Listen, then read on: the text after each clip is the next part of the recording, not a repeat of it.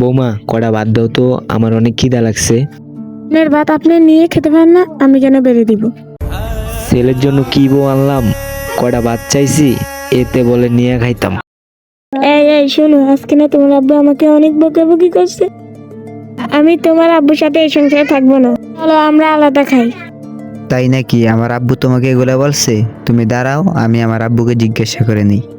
আব্বু, কি বলবি বল। আপনি আপনার বৌমাকে কি বলেছেন?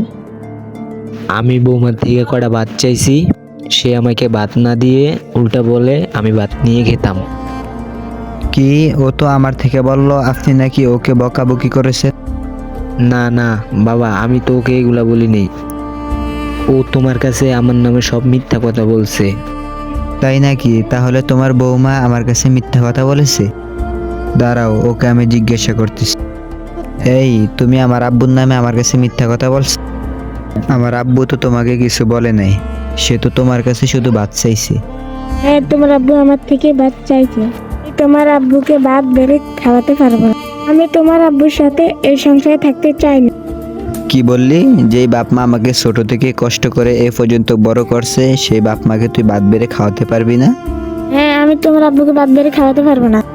কি, তুই আমার আব্বুকে ভাত বেড়ে খাওয়াতে পারবি না? তোর সাথে আর আমি সংসার করব না।